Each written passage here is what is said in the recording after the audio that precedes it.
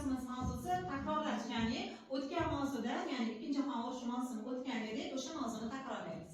Demak, mavzuni o'tish jarayonida bugun biz sizlarni avvalambor guruhlarga bo'lib olamiz. Birinchi guruhimiz Temuriylar guruhi, ikkinchi guruhimiz Tojmahal guruhi, uchinchi guruhimiz esa Al-Xorazmiy guruhlari bo'lib hisoblanadi.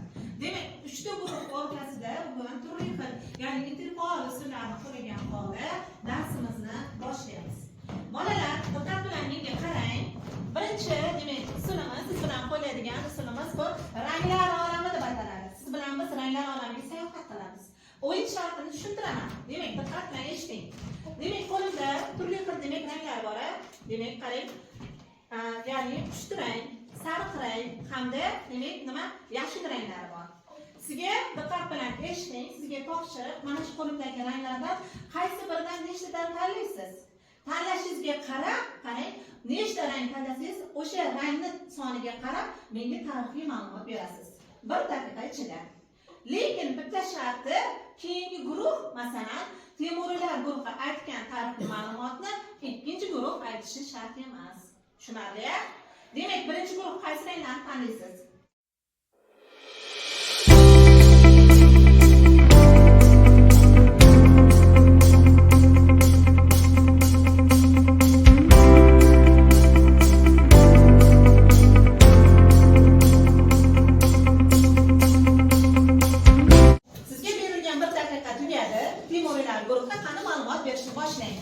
Germaniya 1940-yilda Polshaga hujum qildi. So'raladi. Antalya davlatlariga bu Fransiya, Buyuk Britaniyaning davlatlari va Rossiya. Yaxshi. Muxlisa. Ikkinchi jahon urushi 1939-yil 1-sentyabrda boshlangan. Yaxshi. Qani? Urushda 60 dan ortiq davlat qatnashgan. O'sha ikkinchi jahon urushidan keyin 60 million odam o'lgan va 90 milliondan ko'p odam shikastlangan. Yaxshi, qani Afzal? 1945-yil 8-may kuni Germaniya ittifoqchilari davlatlar oldida taslim bo'ladi. Demak, keyingi guruhga yo'nalamiz. Qani Tojmahal?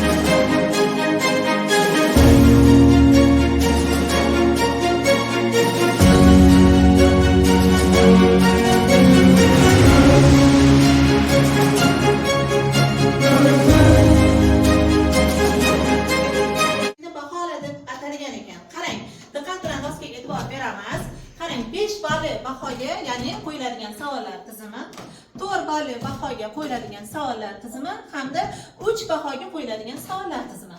Ya'ni siz o'zingiz bahoni qo'yasiz. Agar siz 5 olmoqchi bo'lsangiz, 5 balli nima savolga javob berishingiz kerak.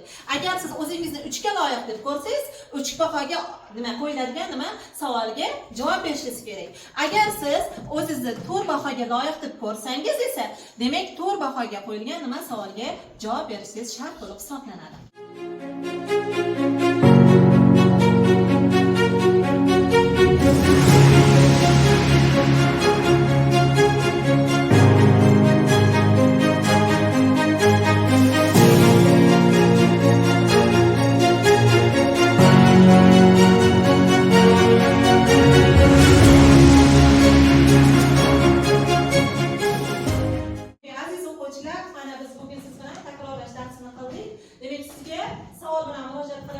Birinchi jahon hamda ikkinchi jahon urushining yagona aybdor bo'lgan davlati qaysi davlat topildi? Qaysi? Germaniya. Demak, Germaniyaga ikkinchi jahon urushida 3 ga boshchilik qilgan shaxs bu Adolf Hitler bo'lib hisoblanar ekan. Demak, qarang. Shu bilan bugungi darsimizni tugatamiz. Bugungi darsimizning mutlaq g'olibi Temuriylar guruhi bo'ldi. Keyingi Uyga vazifa esa o'tilgan mavzularni yana bir bora takrorlab kelasiz hamda savollariga javob yozasiz. E'tiboringiz uchun rahmat.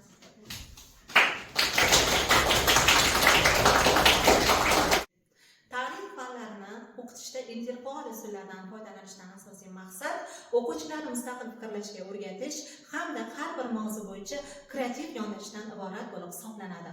Biz maktabimiz bilan summativ baholash tizimiga o'tganmiz. Mazkur baholash tizimi o'quvchilarni yanada chuqurroq yondashuvga, mavzularni yaxshilab o'rganishga da'vat etadi. Ayniqsa boblar, mavzular bo'yicha kelayotgan loyiha ishlari ularni mustaqil ishlashiga yanada samarali yordam beradi. Tarix fani bilamizki, biz qadimdan ajdodlarimiz ilm faniga qo'shgan hissalarini ularga singdirib berish bilan boshlanadi. Zero prezidentimiz Shavkat Mirziyoyev aytganlaridek, milliy tarix milliy ruh bilan yaratiladi. Aks holda uning tarbiyaviy ahamiyati bo'lmaydi.